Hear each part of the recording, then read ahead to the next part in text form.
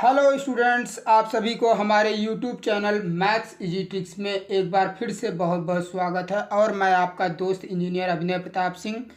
आज मैं फिर आप सभी को क्लास 9th के चैप्टर 1 नंबर सिस्टम संख्या पद्धति के डेसिमल एक्सपेंशन टॉपिक के बारे में बताने जा रहा हूँ।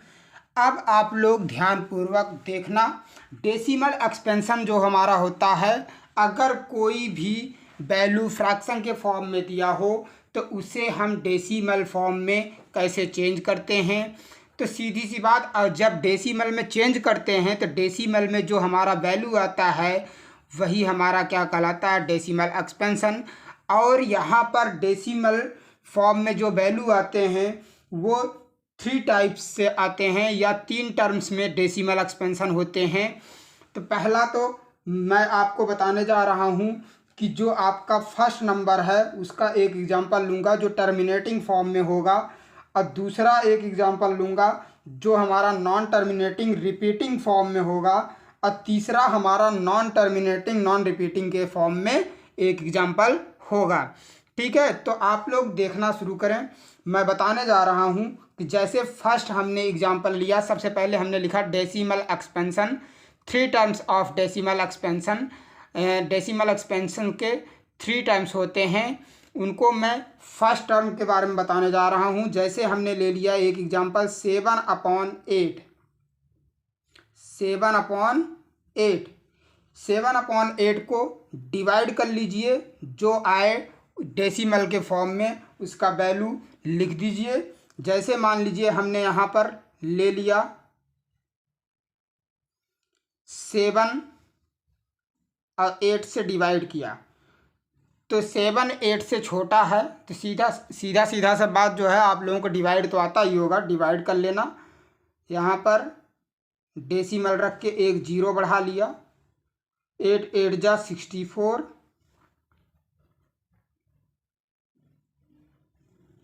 6 फिर 0 लिया, 7 जा 56, 4 फिर 0, 5 जा 40। ठीक, यहाँ पर क्या हुआ, 0.875, यही डेसिमल फॉर्म के वैल्यू हैं 7/8 के।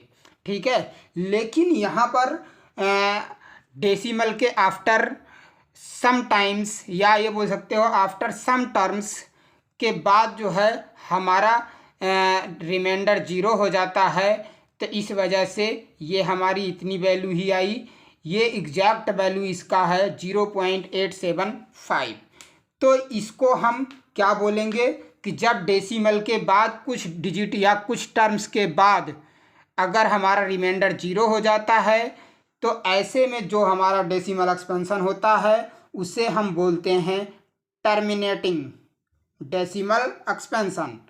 तो हम लिख दे रहे हैं टर्मिनेटिंग। ठीक, और यहाँ टर्मिनेटिंग जो होता है वो ऑलवेज रेशनल के फॉर्म में होता है, इसलिए ये हमारा क्या है, रेशनल नंबर्स। यहाँ पर हम लिख दिए क्या, रेशनल नंबर्स। ठीक, अब सेकंड हम एग्जांपल लेते हैं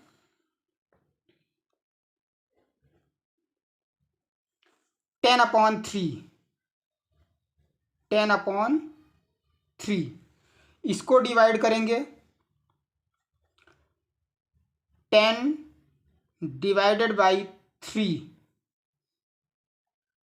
तो क्या हो जाएगा, 3 3 जा 9, 1 फिर डेसिमल रखा, एक 0 बढ़ाया, 3 3 जा 9, फिर 1 बचा, फिर एक 0 बढ़ाया, 3 3 जा 9, फिर 1 बचा। मीन्स ये हुआ कि यहाँ पर जो हमारा डेसिमल के बाद 3 आया, ये बार बार रिपीट हो रहा है। ठीक है, तो इसलिए हम इसको यहाँ पर डैश डैश करके छोड़ देंगे। इसका मतलब कि यहाँ रिमाइंडर बार बार 1 आएगा और हम 0 बढ़ाएंगे तो फिर 3 से डिवाइड करेंगे तो 3 3 जा 9, बार बार 333 ही आ रहा डेसिमल के बाद।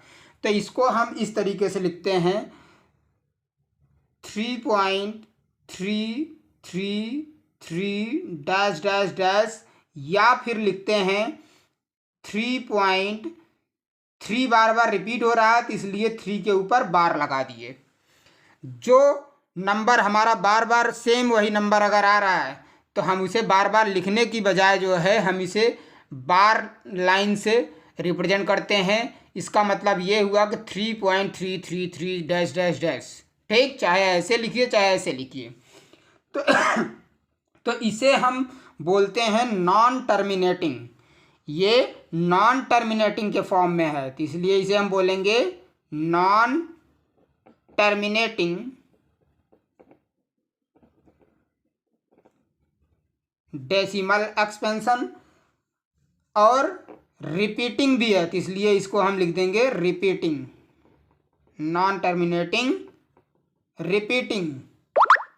ठीक, लेकिन टर्मिनेटिंग और नॉन टर्मिनेटिंग रिपीटिंग ये दोनों हमारा रेशनल नंबर होते हैं। तभी हमारा अगर कोई रेशनल नंबर को हम डिवाइड करते हैं, डेसिमल एक्सपेंशन करते हैं, तो वो या तो टर्मिनेटिंग के फॉर्म में होगा या तो नॉन टर्मिनेटिंग रिपीटिंग के फॉर्म में डेसिमल एक्सपेंशन होगा। ठीक है, तो इसलिए ये भी हमारा क्या है, रेशनल नंबर्स।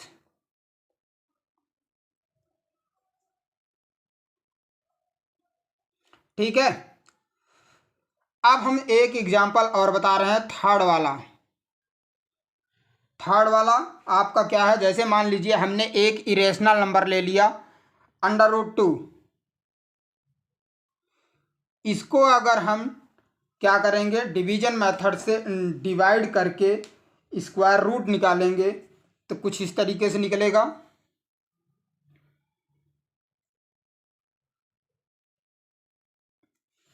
यहाँ पर क्या लेंगे, 2। ठीक है, अब 2 को किससे डिवाइड करेंगे, डिवीजन मेथड हमने बताया था, तो यहाँ 1 लिया, यहाँ पर 1, फिर 1 ऐड कर दिया, 1 1 जा 1, तो यहाँ पर 2 आ गया, यहाँ पर 1 बचा। यहाँ पर हम डेसिमल बढ़ा करके 00 ले लिया। अब 4 अगर हम बढ़ाते हैं तो क्या आ जाएगा, 4 4 जा 16, 4 2 जा 8 1 9 96। ठीक, ये आपको आता होगा तो आप खुद से कर सकते हैं, लेकिन हम बता दे रहे हैं कैसे स्क्वायर रूट को हम सॉल्व करके डेसिमल एक्सपेंशन के फॉर्म में लिखते हैं। तो यहाँ पर हमारा क्या आएगा, 4। अब यहाँ पर आ जाएगा 28। फिर यहाँ पर हम क्या करेंगे, 00 बढ़ा ले रहे हैं, यहाँ पर 1 बढ़ा ले रहे हैं। अगर हम यहाँ पर 2 बढ़ाते तो 2 से फिर मल्टीप्लाई होता, इसमें 282, यहाँ 2 आ जाता तो 282 हो जाता। 282 में यहाँ भी 2 आता तो 2 से मल्टीप्लाई करते तो 2 1 जा 2, 2 8 जा 16, कुछ मतलब 400 से बड़ा आता, इसलिए हमने 1 को बढ़ाया। अब 1 से मल्टीप्लाई किया तो 281 ही आएगा। फिर इसको सब्ट्रैक्ट किया तो यहाँ पर आएगा 9, यहाँ पर 1, यहाँ पर 1। अब इसके बाद यहाँ आ जाएगा 282। अब हम फिर से 4 बढ़ा दे रहे हैं,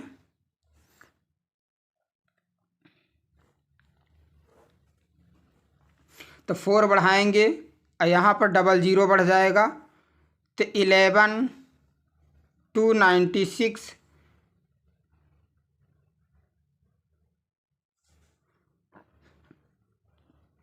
2828। फिर हम चाहें तो यहाँ पर 2 बढ़ा दें। ठीक, तो भी हम कर सकते हैं, 2 2 जा 4, 2 8 जा 16, 2 जा 4 1 5, 2 8 जा 16, 2 जा 4 1 5 समथिंग ऐसे कुछ आएगा। तो इसको जो है सीधी सी बात, ये कभी भी इसका रिमाइंडर 0 नहीं होगा, इसलिए डैश डैश डैश आगे बढ़ता चला जाएगा। ठीक है, तो यहाँ पर हम क्या हमारा वैल्यू आया 1.4142 डैश डैश डैश। ठीक, तो ये हमारा नॉन टर्मिनेटिंग है। कैसे है? नॉन टर्मिनेटिंग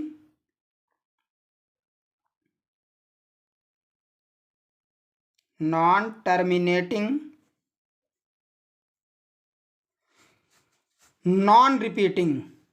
नॉन रिपीटिंग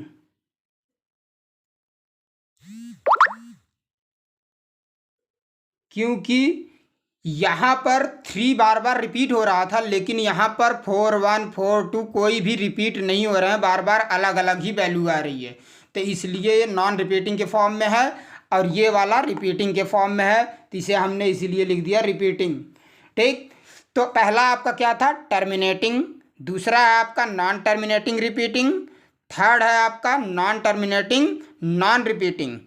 अब हम आपको ये बताना चाहेंगे कि जो टर्मिनेटिंग नॉन टर्मिनेटिंग रिपीटिंग होता है वो ऑलवेज हमारा क्या होता है? रेशनल नंबर होता है। लेकिन जो हमारा नॉन टर्मिनेटिंग नॉन रिपीटिंग होता है वो ऑलवेज हमारा क्या होता है?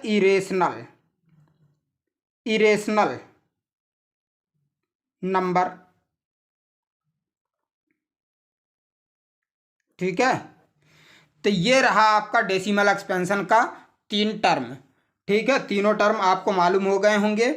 तो अब मैं आगे चलता हूँ आप लोगों को बताने कि कैसे टर्मिनेटिंग और नॉन टर्मिनेटिंग डेसिमल एक्सपेंशन को कन्वर्ट करते हैं P/Q के फॉर्म में या रेशनल के फॉर्म में। वो टॉपिक मैं बताने जा रहा हूँ और इस टॉपिक को आप लोग अच्छे से देख लेना। तो अब मैं आप लोगों को बताने जा रहा हूँ कि terminating and non terminating decimal expansion convert to be form of P/Q और रेशनल।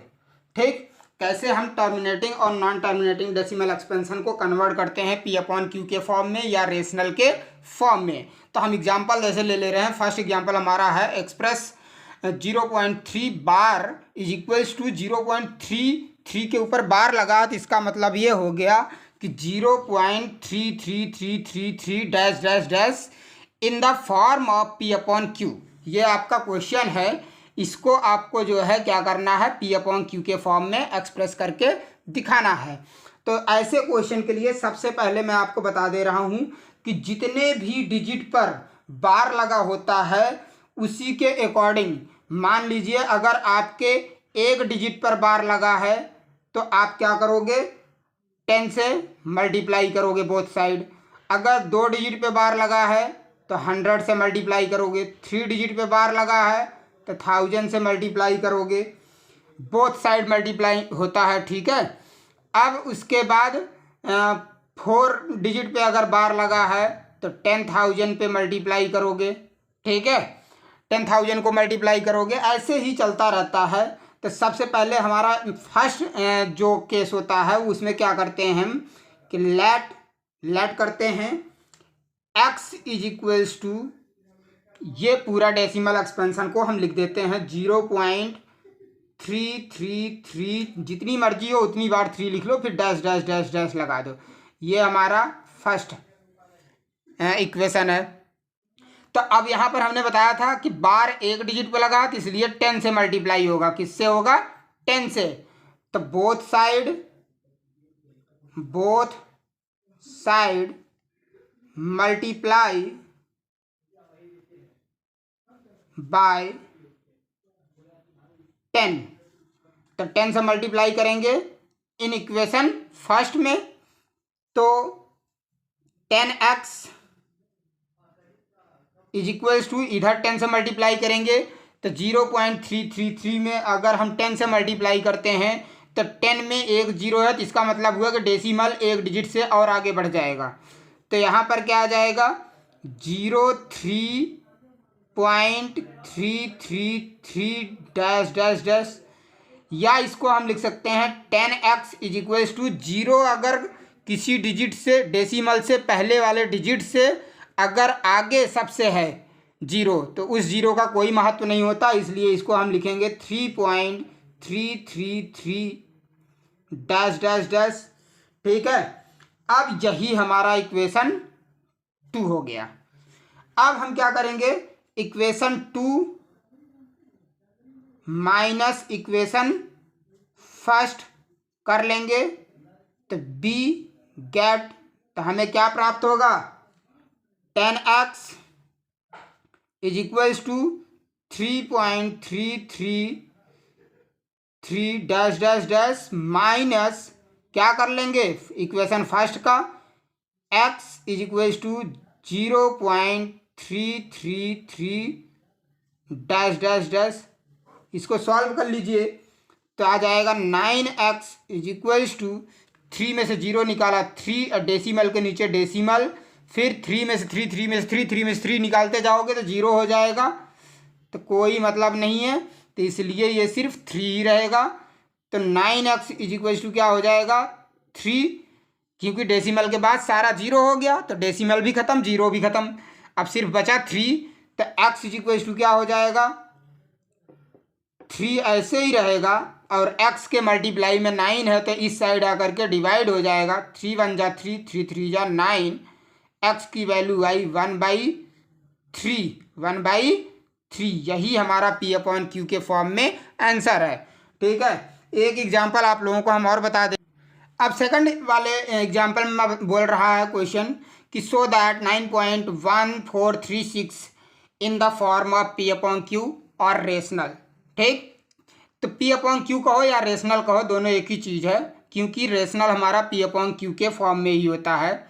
इसको P/Q के फॉर्म में रिप्रेजेंट करना है या शो करके दिखाना है तो बहुत इजी है। हम जानते हैं, क्या जानते हैं, we have 9.1436 is equals to, decimal हटा देंगे, यहाँ लिखेंगे 91436 अपॉन 1, और डेसिमल के बाद कितने नंबर ऑफ टर्म्स डिजिट लिखे गए हैं वो काउंट कर लीजिए, 1 2 3 4, तो यहाँ पर 4 टाइम्स 0 बढ़ा दीजिए। ठीक, तो हमारा आंसर क्या आ गया 91436 अपॉन 10,000। अगर इसे आप सिंपलेस्ट फ्रैक्शन में कन्वर्ट करना चाहते हो तो सेम टेबल से जब तक कटे काटते रहो या फिर इसी पे छोड़ दो, यही आपका आंसर है। ठीक है, अब लगे हाथ आप लोगों के एक एग्जांपल और मैं बता दे रहा हूँ इसी टाइप का, जैसे फर्स्ट वाला था, तो जिससे आप लोगों का सारा डाउट क्लियर हो जाएगा। थर्ड एग्जांपल आपका है सो दैट 1.2727 पे बार लगा हुआ है is equals to 1.272727 dash dash dash in the form of P/Q। क्योंकि यहाँ पर अब 2 डिजिट पे बार लगा है, 1 2 डिजिट पे बार लगा है, इसका मतलब ये 2727 बार बार रिपीट होता जाएगा। ठीक है, ऐसे हमें जो है क्या करना है P/Q के फॉर्म में रिप्रेजेंट करके दिखाना है। तो बहुत ईजी है, सबसे पहले क्या करना, let x is equals to 1.2727 dash dash dash dash, इसे फर्स्ट मान लो, फर्स्ट इक्वेशन हो गया आपका ये। अब कह रहा कि बोथ साइड, हम क्या करते हैं, इसमें भी बोथ साइड मल्टीप्लाई किए थे, तो बोथ साइड मल्टीप्लाई बाय कितने से करेंगे, यहाँ पर एक डिजिट पे बार था तो इसलिए 10 से मल्टीप्लाई किए थे बोथ साइड, लेकिन अब यहाँ पर 2 डिजिट पे बार है तो इसलिए यहाँ पर 100 से मल्टीप्लाई करेंगे बोथ साइड। किससे, 100 से। तो फिर क्या होगा, इसमें इक्वेशन फर्स्ट में तो 100 इंटू एक्स करोगे तो 100x is equals to 100 into इतना करोगे 1.2727 डैश डैश डैश में, तो 100 में 2 जीरो है तो इसलिए 2 टाइम्स या 2 टर्म्स और आगे जो है बढ़ जाएगा हमारा क्या, डेसिमल। अब हमारा आ जाएगा 27 के बाद यहाँ पर लग जाएगा, तो यहाँ पर हो जाएगा 127.27 डैश डैश डैश डैश, ये आ जाएगा। ये हमारा क्या है, इक्वेशन सेकंड। अब फिर वही process, equation second minus equation first करेंगे तो वी गेट क्या होगा, 100x माइन is equals to 127.27 dash dash dash, फिर माइनस करेंगे इक्वेशन फर्स्ट का, x इज इक्वल्स टू कितना 1.2727 डैश डैश डैश। अब इसको सब्ट्रैक्ट करिए, सब्ट्रैक्ट करेंगे तो यहाँ 99x आ जाएगा इज इक्वल्स टू 127 में से डेसिमल से पहले वाला जो डिजिट है उनको पहले सब्ट्रैक्ट कर लो। 127 में से 1 सब्ट्रैक्ट किए तो 126 आ जाएगा। अब पॉइंट यहाँ रहेगा, फिर 2 में से 2 निकाल दिया 0, 7 में 7 निकाल दिया 0, 2 में से 2 निकाल दिया 0, 7 में 7 निकाल दिया 0, यानी ये सब 0 हो जाएंगे, तो कोई महत्व नहीं, बस इसे छोड़ देंगे। तो x इज इक्वल्स टू क्या हो जाएगा हमारा, x इज इक्वल्स टू हो जाएगा 126/99। ठीक है, अब इसको हम क्या करेंगे, सेम टेबल से अगर डिवाइड होगा तो डिवाइड कर देते हैं दोनों को, तो 9 से करते हैं, 9 1 जा 9, फिर 9 1 जा 9, फिर 9 1 जा 9, 12 में से 9 निकाल दिया तो कितना बचा 3, और 3 और 6 36 हो गया, 9 4 जा 36। ठीक, तो अब हमारा x इज इक्वल टू कितना आ गया 14/11, यही हमारा P/Q के फॉर्म में आंसर है। इसी प्रकार से आप जो है इस टाइप के जितने भी क्वेश्चंस आते हैं उन्हें सॉल्व कर सकते हैं, और सॉल्व करके प्रैक्टिस करना, जिससे आपका सारा का सारा डाउट आसानी से क्लियर हो जाए। और अभी तक हमने जितना टॉपिक बताया इस वीडियो में, इसी टॉपिक पर रिलेटेड जो है एक्सरसाइज 1.3 है आपका, और 1.3 को आप लोग अच्छे से कर लेना। ठीक है, तो 1.3 को करने के बाद आपका 100% पूरा डाउट क्लियर हो जाएगा। और इसी के साथ अगर आप लोगों को हमारा वीडियो अच्छा लगा हो तो प्लीज़ लाइक और सब्सक्राइब ज़रूर करना, शेयर करना ना भूलना। Thank you.